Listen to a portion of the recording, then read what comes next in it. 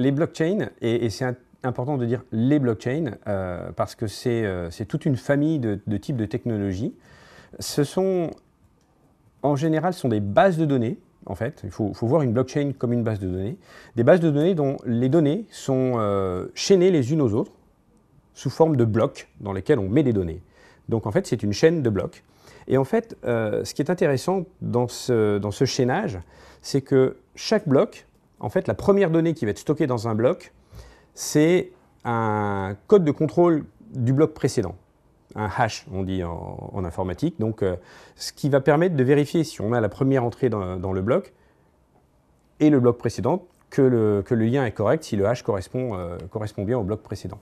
Et ça, c'est intéressant parce que quand on a une chaîne complète de tout un tas de blocs, si on connaît le premier bloc, on peut contrôler le suivant avec son hash, puis le suivant, puis le suivant, puis le suivant, puis le suivant, jusqu'au dernier bloc où on est aujourd'hui.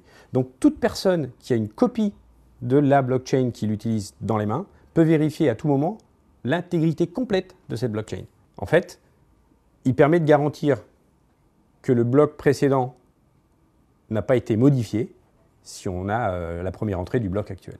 Et de contrôler avec le premier entrée du bloc précédent, une fois qu'on sait qu'il n'a pas été modifié, le bloc d'avant, et puis avec la première entrée du bloc d'avant, celui d'avant, etc. Et de vérifier donc que personne n'est allé bricoler des données dans une blockchain. C'est une sorte de base de données en fait, où on ne peut que rajouter des données au bout et jamais modifier ce qui a déjà été écrit.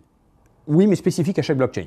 Donc, et susceptible de changer en fonction des évolutions de la blockchain. Par exemple, dans le monde de Bitcoin en ce moment, on est en train de se dire qu'il y a des limites dans la façon actuelle dont est structurée la blockchain Bitcoin, et on est en train de regarder des options sur comment faire pour aller plus loin. Est-ce qu'on augmente la taille des blocs? Est-ce qu'on augmente la taille des données qui sont dans les blocs? Est-ce qu'on augmente la valeur des informations qu'on stocke?